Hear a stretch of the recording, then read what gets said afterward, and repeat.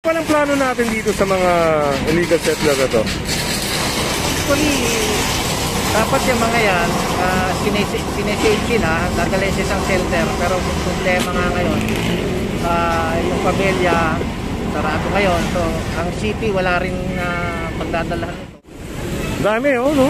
Parang isang barong-barong na pwedeng i-heritage. At approaching tayo ng Rojas Boulevard, southbound. At dun nga yung subject area, mga kasama. Sundan lang natin ang truck para makita nyo kung ano yung kaganapan ngayon. Ayun, according to Sir Babas and Sir Ed, ang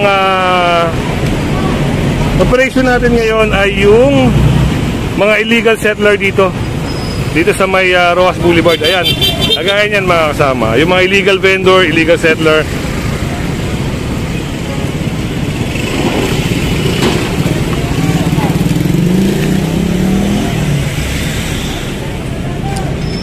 Yung mga tao dito, yan, papaalisin yan. At yung mga gamit nila, pera lang yung paninda, mga kasama, isasakay po yan sa may truck ng Escog. Yung mga natutulog dito sa may Rojas Boulevard, yan, ginigising at pinapaalis. Yan, nagsisimula na naman sila rito kasi magtayo-tayo, mga kasama, ng mga barong-barong nila. Ayan, kaya inaagapan agad ng Team Escog para hindi sila makapagtayo.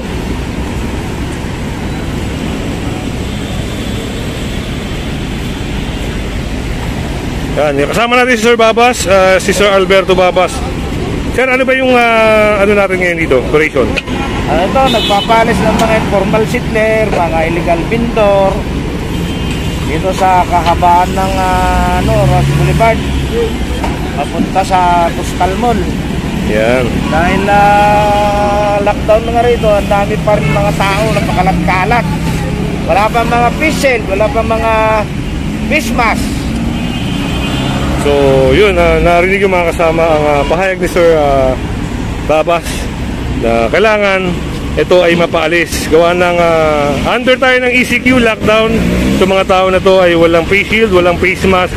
At andito sila sa may Rojas Boulevard. At kita nyo naman, nandito mga tao. Yung mga tao, siyempre, just in case merong positive case ng COVID dito, pwedeng mag-spread, pwede sila makahawa ng sakit. Kaya yun, mga kasama, at papalisin sila rito. Kasama natin si Sir Ed Palmiano ng MMDA. Siya yung action officer ng Parañaque, mga kasama. At ito, mga kahoy-kahoy na ito, mga kasama, isang sinyalis na to na pwede na sila magtayo ng barong-barong dito.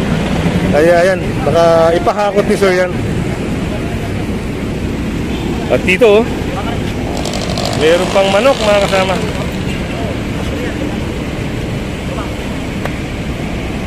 Yes, sasakyan, mga kasama.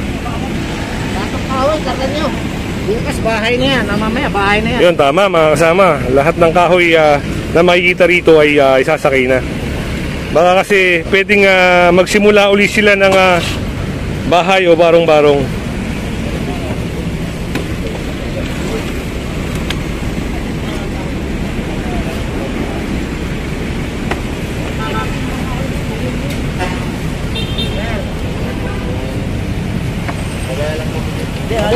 Plywood na yan dito.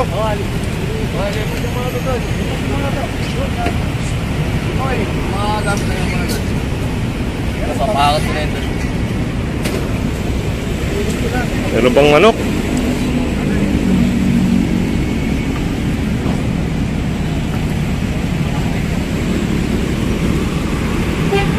Palagay natin, mga kasama, mapupuno ang truck natin ito.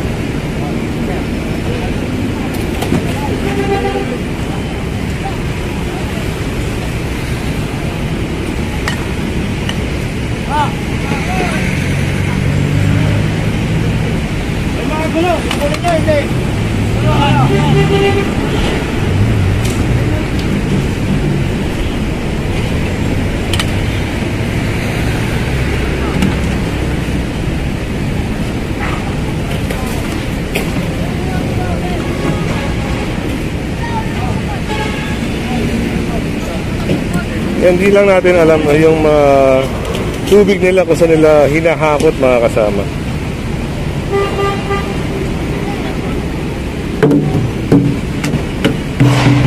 Parang dito na sila naninirahan. Dito na sila natutulog. Ay, yung plywood na yan. Yung plywood na yan. Napaka to. Gawa ng kanina, may naabutan tayo rito na dalawang lalaki na dito natutulog sa may parang dito sa kinatatayuan ko na nakakumot lang.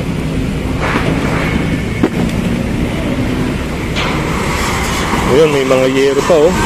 So talagang may sinyalis na magtatayo sila rito. So, good morning Sir Ed. Sir, ano palang plano natin dito sa mga illegal settler na to? Actually, dapat yung mga yan, sinesave sila, dadalhin sa isang shelter. Pero problema nga ngayon, yung pamilya, sarado ngayon. So, ang city, wala rin pagdadalahan nito. So, bali yung gagawin namin ngayon ito, i-survey namin sila tapos i-endorse ko to sa CTD, Development Social Welfare, para kung pwedeng ma-avail ito ng balik probinsya program. Kasi sa ngayon, yun, parang madaling solusyon sa kanila eh. Kasi pag sinaway mo yan, lipat lang yan. So, wala tayong solusyon. So, yung nakikita namin solusyon dito, yung papaligid na lang talaga sa probinsya to. Pamamagitan ng DSWD program, balik probinsya program. Okay, salamat Sir Ed. At yan mga kasama, natunghayan nyo yung mensahe ni Sir Ed na ang balak rito ay balik probinsya na lang. Kung saan sila nanggaling, ay pabalikin na lang itong mga informal settler dito, yung mga illegal vendor. Pilit nating pinapaganda yung Manila, yung lungsod ng Pasay, ng Parañaque, para masaayos mga kasama. Pero ito, hindi mo makikita ng maayos itong mga nakatirik dito, yung mga nagtitinda dito, yung mga nagtatayo-tayo ng barong-barong. Kaya ayan mga kasama, yun, may mga yero. Hindi lang natin alam kung saan galing yung yero na yan. Dami oh, no? Parang isang barong-barong na pwedeng itayo niyan. At yan mga kasama, nandito tayo sa kahabaan ng Rojas Boulevard sa may Heritage Park.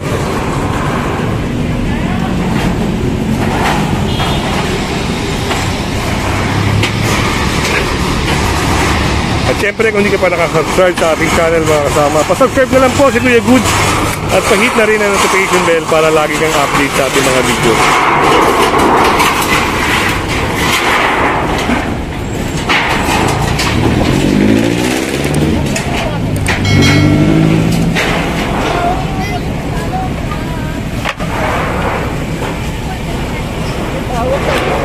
Wala ho kayong probinsya? Wala. Paano ho yan? Kung paano yung bigyan kayo ng gobyerno ng balik probinsya, wala kayong babalikan? Wala lang talaga sa Manila.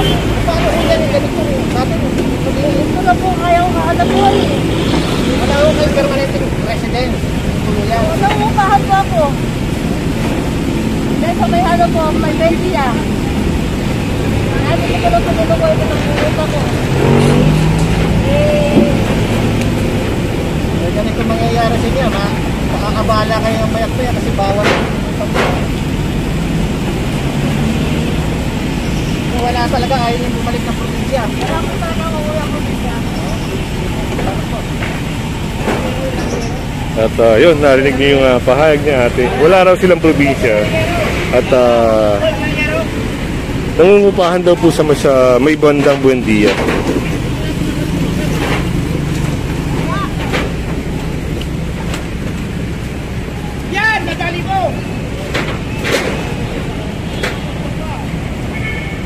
Ayan, at medyo konti na lang yung hakutin dito.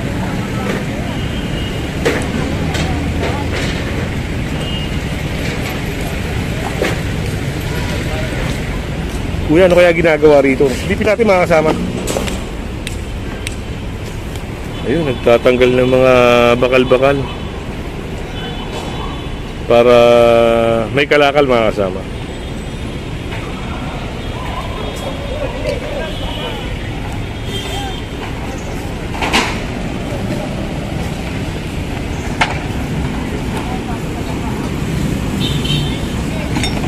At ayun sila ate, yan, nagliligpit na at alis na sila maya maya.